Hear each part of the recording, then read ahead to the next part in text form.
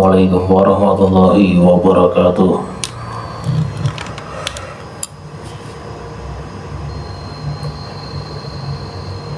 Bismillah.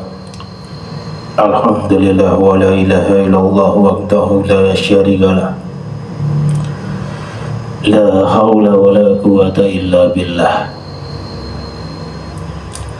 Pemirsa dimanapun kalian berada,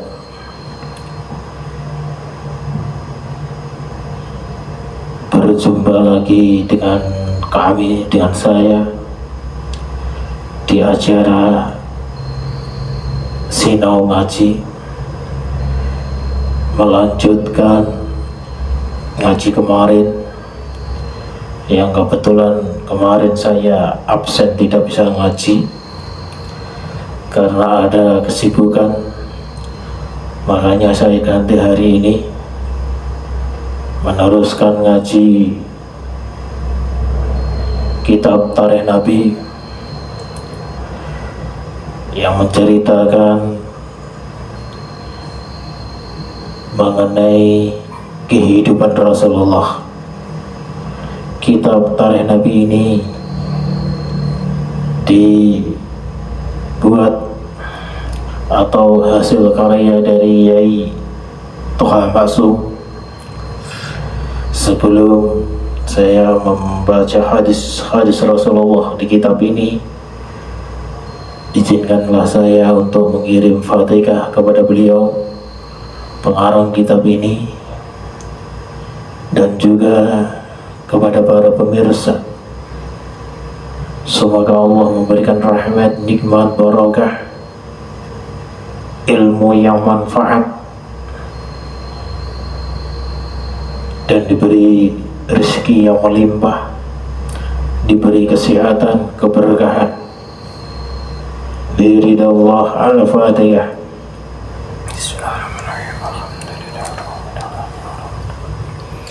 Iyyaka na'budu wa iyyaka nasta'in shiratal ladzina an'amta 'alaihim. Pemirsa, kemarin di kitab Tarikh Nabi saya baca ke hadis keberapa kemarin itu?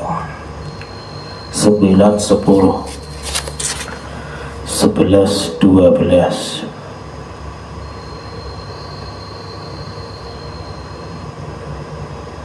Sekarang menginjak hadis ke 12.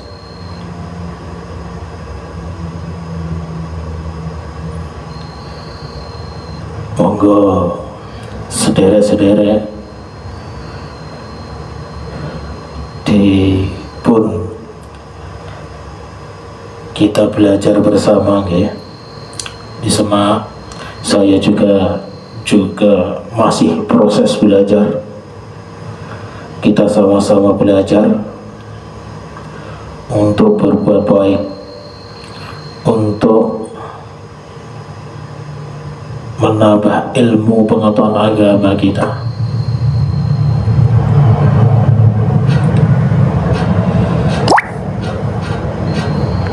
Monggo kula awali bismillahirrahmanirrahim. Hadis yang ke-12.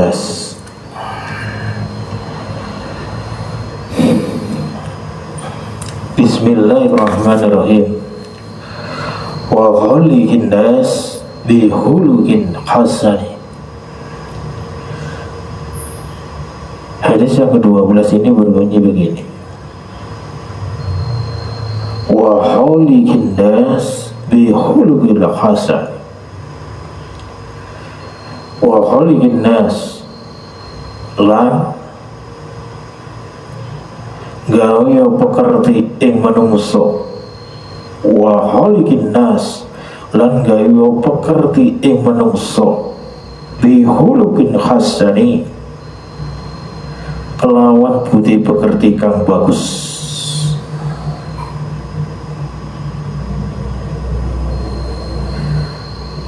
Saya ulangi lagi hadis yang ke-12 ya. Wa khaliqin nas bi khuluqin hasan. Wa khaliqin nas lan gawe pekerti ing menungso bihulukin hasani kelawan budi pekerti kang bagus. Bagi yang belum tahu bahasa saya, kitab ini adalah kitab Tarikh Nabi, kitab yang berbahasa Jawa. Artinya begini, wa khaliqin nas lan gawe pekerti ing menungso. Kita sebagai umat manusia, umatnya Nabi Muhammad, itu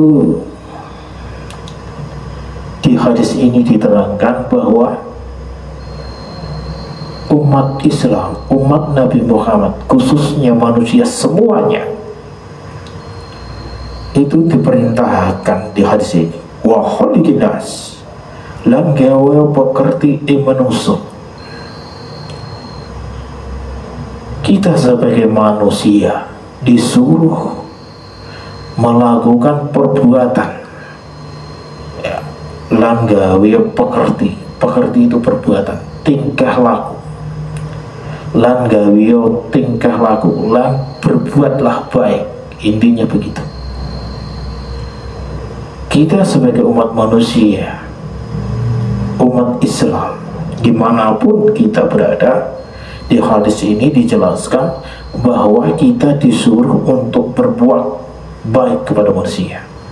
Wa khaliqin nas bi khuluqil hasani lan gawe pekerti menungso, ya, bi khuluqil hasani, dengan budi pekerti yang baik, dengan budi pekerti yang baik, dengan sifat yang baik, dengan adab yang baik, dengan tingkah laku yang baik. Bahasa Jawanya sopan santun, andap asor. Kita sebagai manusia yang mengaku umatnya Rasulullah disuruh berbuat baik, disuruh untuk berbuat baik kepada manusia, menunjukkan sifat yang positif, menunjukkan sikap yang baik terhadap manusia, siapapun itu, siapapun itu, ya, selagi dia manusia. Kita sebagai umat Rasulullah, kita sebagai orang Islam disuruh untuk berbuat baik. Ini perintah hadis ini. Makanya kita berusaha untuk berbuat baik kepada manusia, meskipun itu adalah hal yang sulit, karena manusia itu ada kekurangannya maupun ada kelebihannya. Tapi kalau kita mengacu di hadis ini, wa khaliqin nas bi khuluqil hasani, kalau kita bisa melakukan hadis ini, berarti kita melakukan sunnah Nabi, meskipun berat, meskipun sulit, ya, dan meskipun setengah hati.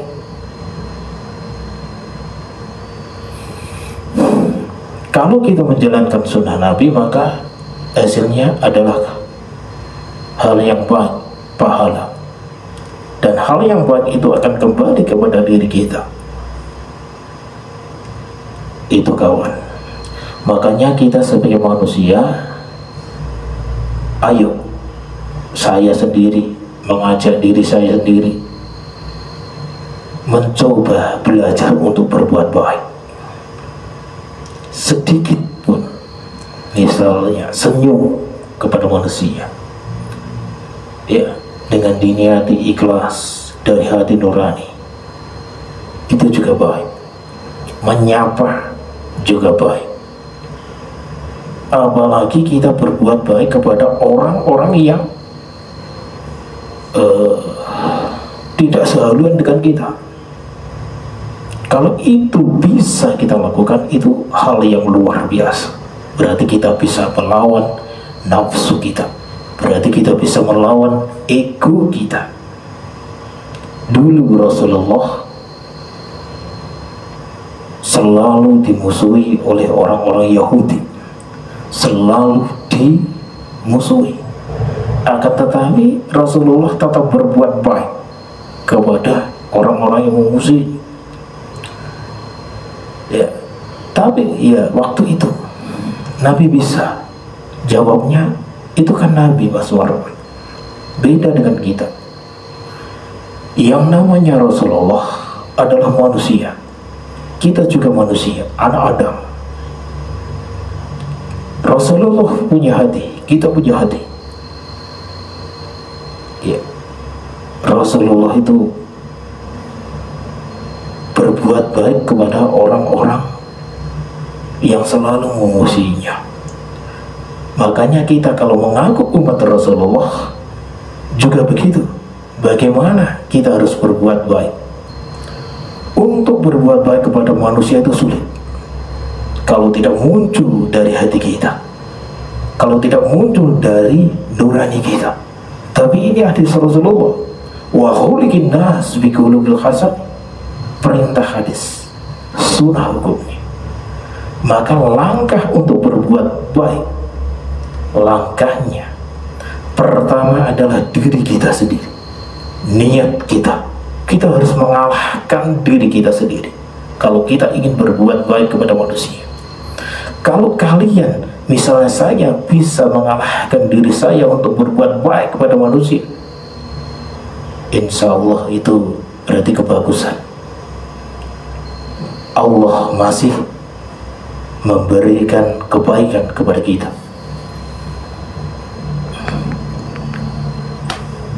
Makanya di sini saya katakan sinau ngaji bareng.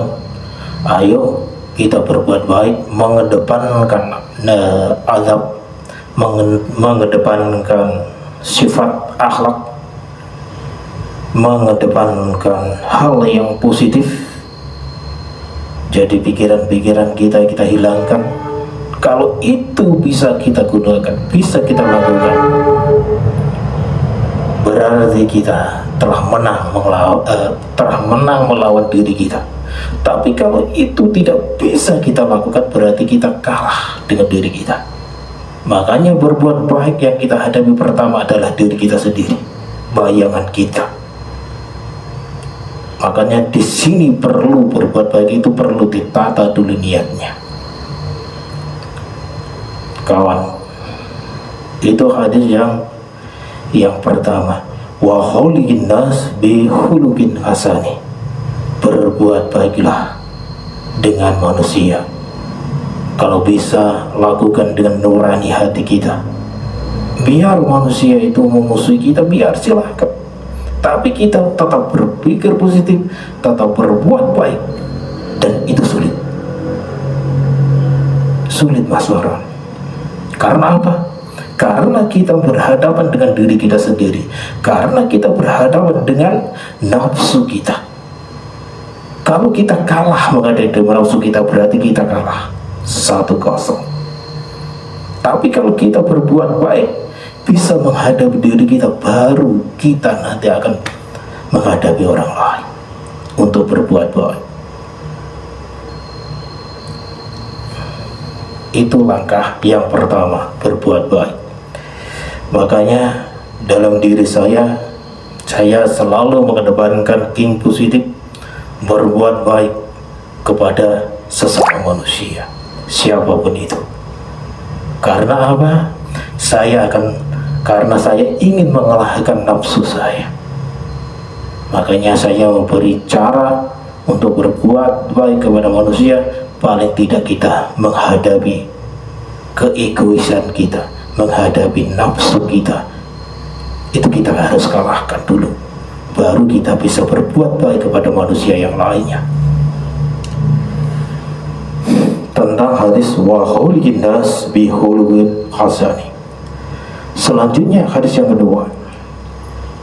Di sini hadis yang kedua mungkin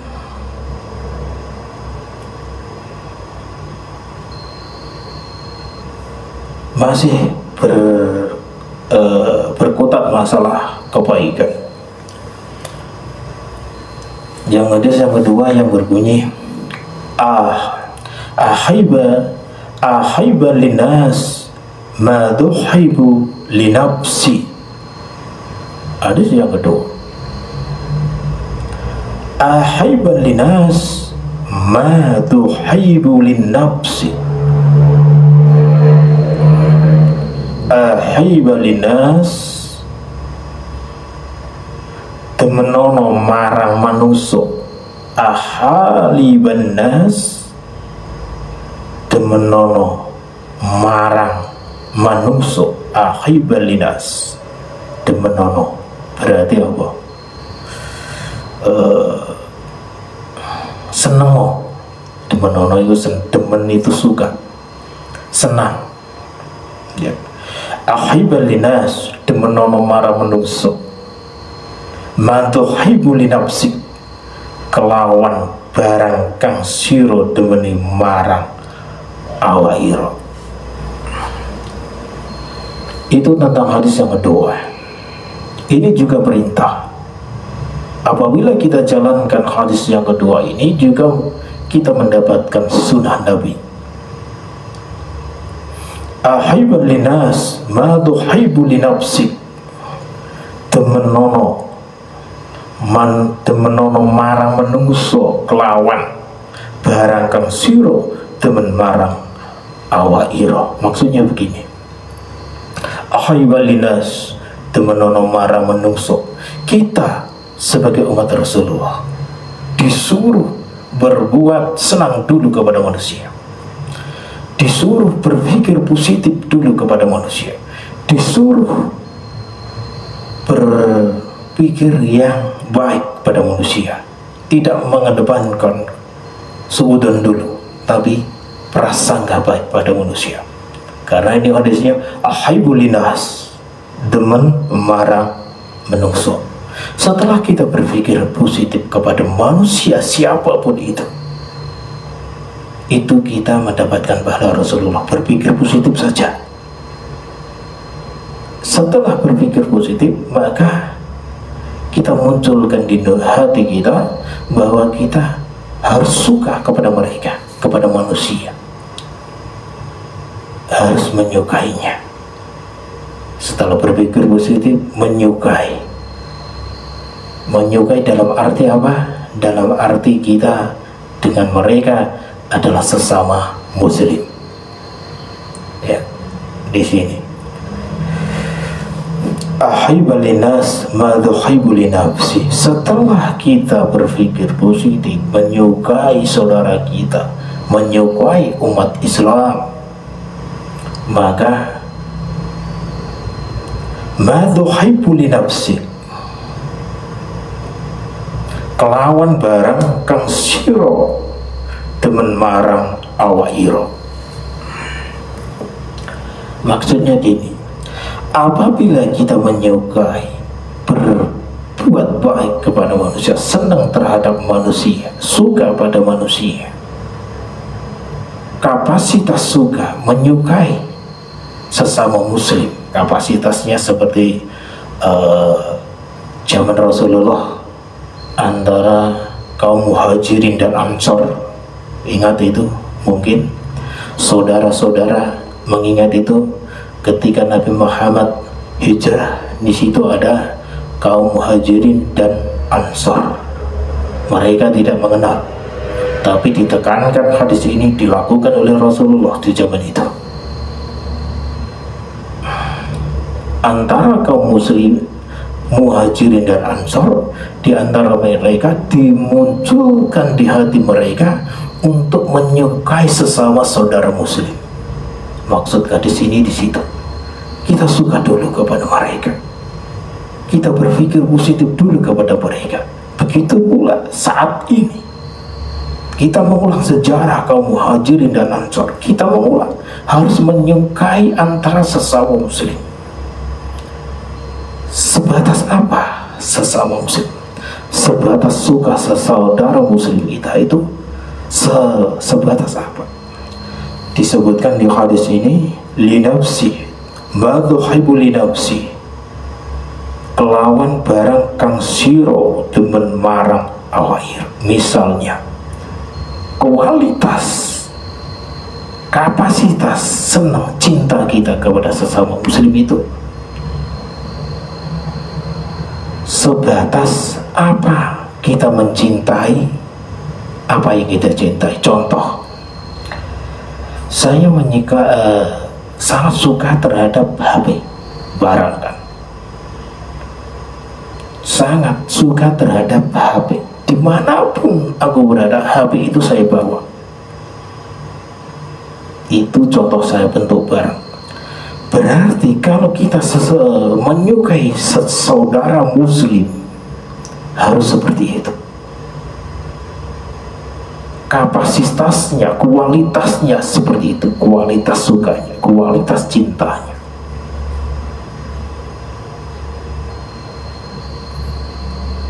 Setingkat itu. Makanya di sini di hadis ini, ahibba li nafsi ma tuhibbu li nafsi. Temen marang manungso kelawan barang kang siro temen marang awak ira. Jadi kalau kita menyukai sesama muslim, kapasitasnya, kualitasnya sama dengan apa yang kita sukai. Itu sama. Jadi kita kalau menyukai sesama muslim harus setingkat satu, harus sampai ke tingkat seperti itu.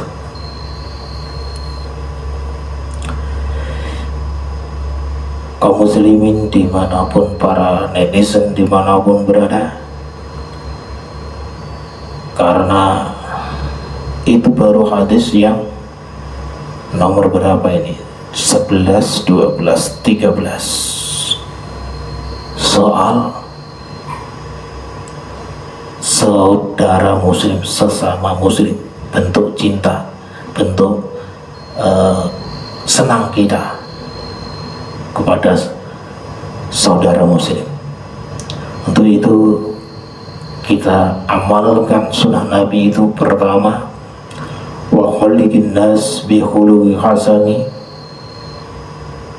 berbuat baik kepada sesama muslim. Itu adalah sunnah Nabi dan itu berpahala. Yang kedua,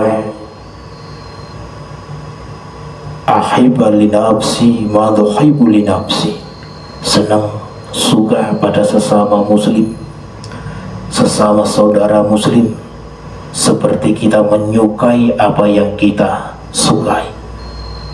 Kualitasnya di situ.